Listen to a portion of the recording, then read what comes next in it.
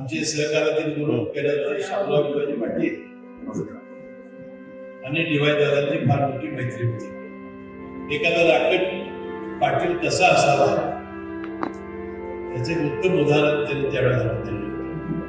गरीब मुलं ही doctor engineer झाले पाहिजे यासाठी जी मंडळींनी या राज्यामध्ये क्रांती केली त्यामध्ये दादांचं नाव हे अग्रभागी गावाला लागले. त्यांनी ज्यांनी सहकार्य केलं ते किती योग्य होतं हे भविष्यामध्ये त्यांना झालेलं आहे.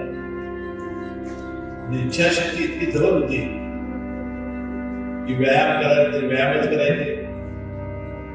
प्रकृती अतिशय उत्कृष्ट त्यांनी ठेवली आणि शेवटपर्यंत त्यांनी सामान्य माणसांच्यावर आपल्या मित्रमंडळींच्यावर सहकार्य करण्यासाठी ते कधी मागे हटले नाही.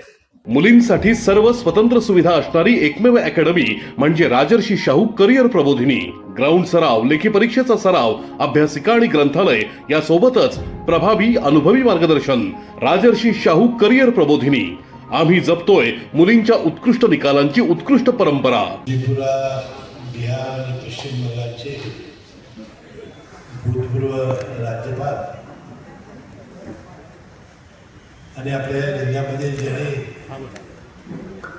व्यावसायिक शिक्षणाचा फार मोठा विस्तार केला असे शिक्षण वर्षी आपले सर्वांचे नेते आदरणीय डीवाय दादांचं दुःखद निधन 2 दिवसापूर्वी झालं.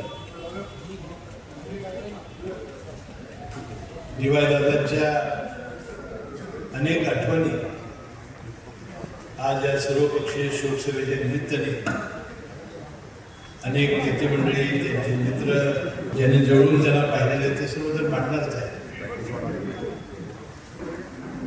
तसा माझा आणि त्यांच्या वयामध्ये फार मोठं अंतर होतं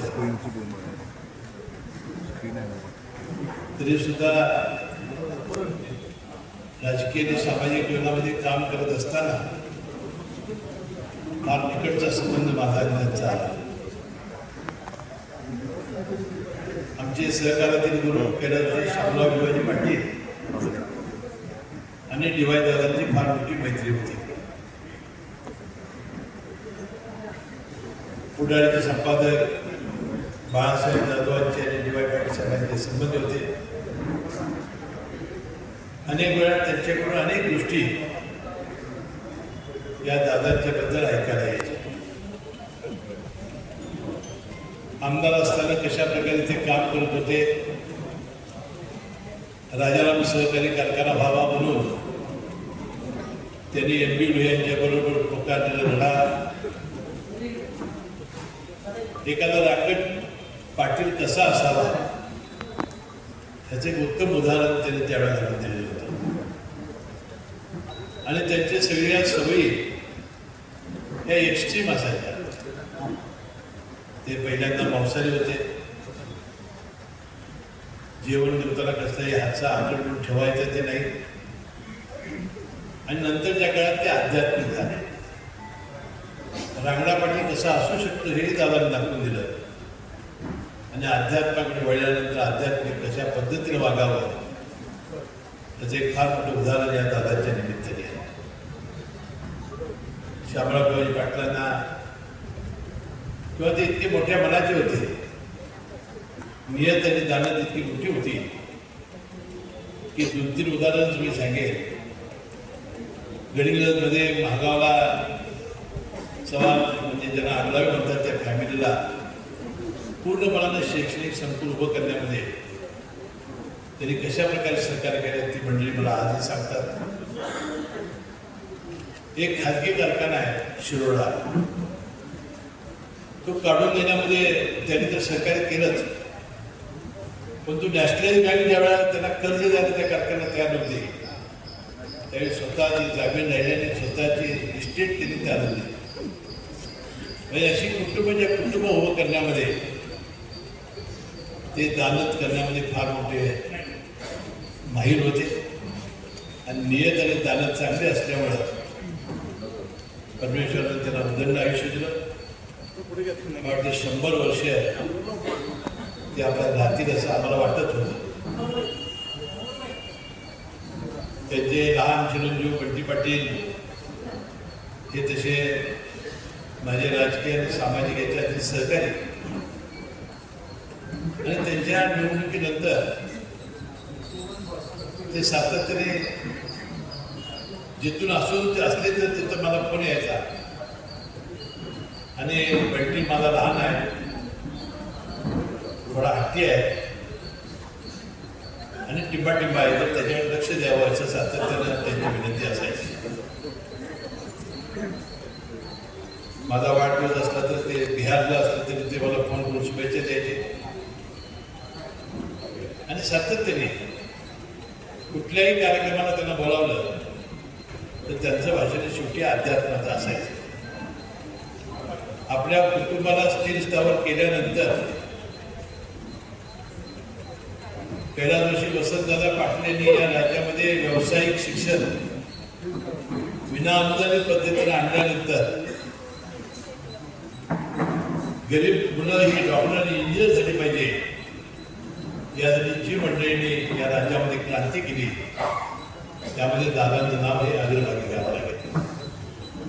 त्या काळामध्ये शरद पवार साहेबांनी त्यांना सहकार्य केलं, रामराव अधिक साहेबांनी सहकार्य केलं, वसंतदादांनी सहकार्य केलं आणि ज्यांनी सहकार्य केलं ते किती योग्य होतं हे भविष्यामध्ये त्यांना दिसून आलेलं आहे.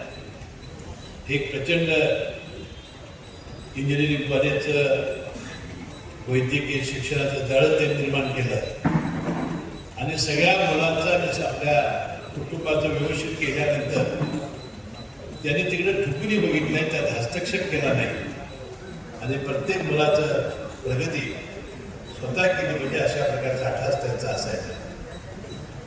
गेले वर्ष 2 वर्ष त्याची तब्येत चांगली नव्हती,